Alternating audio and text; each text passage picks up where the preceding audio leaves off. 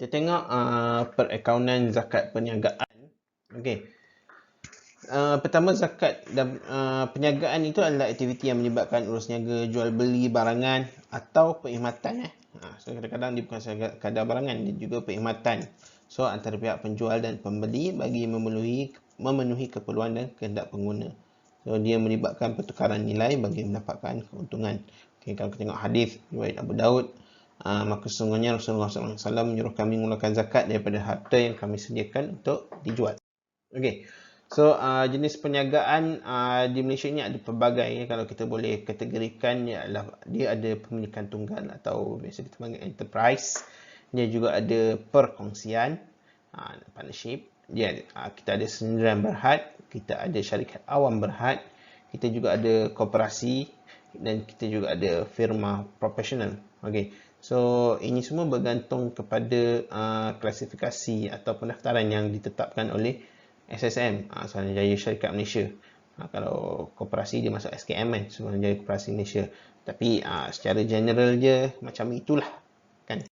Okey, so pemilikan tunggal atau enterprise merupakan seperti nama dia lah, milik tunggal. So milik dia seorang lah kan.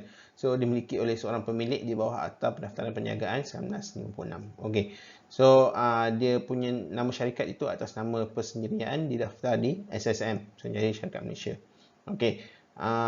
Modal dia tu diperoleh daripada harta sendiri atau pinjaman dari keluarga, rakan-rakan dan juga bank yang menawarkan pinjaman mikro. Okey. So ini biasanya bisnes kecil-kecil lah kan. Contohnya kedai runcit, kedai kasut dan sebagainya. Small business lah. Okey. Sebab dia berkait dengan sebab apa, bila kalau dia untung banyak, dia tak akan kekal sebagai pemilikan tunggal. Okay. Sebab apa? Dia akan ada isu dengan tax, isu cukai kan. So kalau untung lebih certain threshold, better untuk dia daftar sebagai syarikat sendirian berhad contohnya kan. Okey. Contoh yang kedua adalah syarikat perkongsian. So perniagaan perkongsian ini lebih pada satu orang tapi tak lebih daripada 20 orang. Okey. So dia berkait dengan Akta Perkongsian 1961. Again dia quite a small business juga sebenarnya kan. Okey. Tapi apa tu, keuntungan syarikat itu dibagi mengikut modal dan kerja dan persetujuan bersama ahli syarikat. Kalau kerugian pun dia berkongsi bersamalah. Okey. So perniagaan perkongsian ni contohnya firma perakaunan, firma guaman dan sebagainya kan. Tapi dia boleh jadi juga dalam profesional juga. Kalau in case of guaman dan perakaunan ni boleh jadi boleh jadi syarikat profesional jugalah. Okey. Seterusnya koperasi. Koperasi biasanya memang ada nama koperasi lah kan. So ahli dalam koperasi mestilah sekurang-kurangnya 50 ahli yang aktif. Okey. So dia tertakluk pada Akta Koperasi 1993, di mana ahli mempunyai hak mendapat keuntungan melalui dividen sekiranya koperasi mendapat keuntungan. Okey. Dan ahli koperasi boleh mengundi kan. Dia akan boleh masuk dalam AGM, boleh pergi dalam meeting kan. Dan koperasi ini di bawah SKM, Suruhanjaya Koperasi Malaysia. Okey. Seterusnya yang biasa macam syarikat sendirian berhad. Okey. So syarikat sendirian berhad didaftarkan di bawah Akta Syarikat 2016. Okey, biasanya dia akan letakkan nama sendirian berhad lah kat belakang kan. Pemilikan syarikat sendirian berhad ni antara 2 hingga 50 orang. So modal yang digunakan dia bukan daripada pemilik syarikat tapi dia daripada penjualan share. Sebab tu kita kat situ ada tulis number of shares held.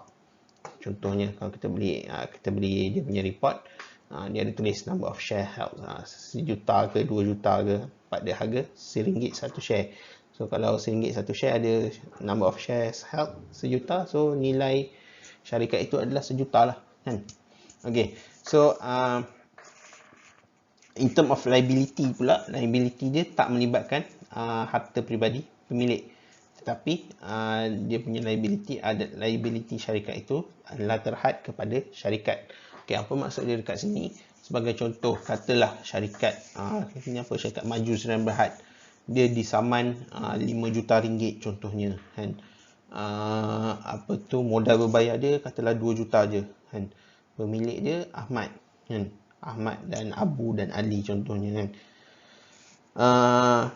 Kalau syarikat tu disaman dan dia kalah saman, so dia kena bayar 5 juta kan. Tapi syarikat ada 2 juta je. So technically syarikat tu muflis kan. Kalau tak boleh bayar lah kan, syarikat tu muflis kan. Tapi kemuflisan syarikat itu hanya tertakluk pada syarikat je kan. Sebab syarikat itu dalam kes ini di treat as entity, di treat as individu kan. So dia tidak akan memberi kesan kepada Ali, Abu dan Ahmad tadi kan. Maknanya yang menyaman itu tak boleh mendapatkan balance 3 juta itu daripada Ali, Abu dan Ahmad. Walaupun Ali, Abu dan Ahmad itu adalah technically pemilik syarikat Maju Sdn Bhd tadi. Okey. Okey ke ni? Okey kan? Okey. Seterusnya syarikat berhad atau awam berhad. Okey. So biasanya ini yang kita tengok dekat bursa lah kan. So dia adalah senaraian awam kan. Senaraian awam maksudnya boleh dibeli oleh orang awam kan. Contohnya syarikat Telekom dekat TM atau TNB, Tenaga Nasional Berhad, Petron, Nestle dan sebagainya. Okey, so bilangan pemilik minimum adalah 2 orang dan maksimum adalah tak terhad kan. Sebab tu kalau kita tengok dekat bursa tu number of shares tu banyak kan, dan siapa shareholders pun kita tak tahu kan. Dan anda sendiri pun boleh menjadi shareholders kan. Katalah anda nak anda beli syarikat Nestle contohnya, saham syarikat Nestle, beli 1 lot cukup lah kan. Lepas tu anda boleh claim sebenarnya itu syarikat saya kan. Maknanya you have the bragging rights lah to claim because it's true kan. Memang betul itu syarikat milik anda sebab salah seorang shareholder lah kan. Okey, atau beli stok Petron contohnya kan. So boleh cakap Petron ini milik saya kan. I own the share of Petron kan.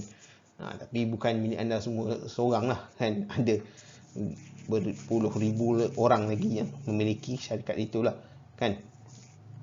So modal syarikat ini diperolehi daripada penjualan share kepada orang ramai. Sebab tu dia jual share kan. Okay. So tapi liability atau hutang adalah terhad. Maknanya dia tak melibatkan harta peribadi kan. Maknanya kalaulah anda ini shareholder of Petron, anda beli share Petron kan, tiba-tiba Petron kena saman 10 bilion contohnya, bankrupt Petron, anda takkan harta anda takkan dirampas kan. Cuma share anda tu habis lah kan. Okey. Seterusnya firma profesional, itu industri kewangan lah. So dia berkait rapat dengan syarikat awam berhad.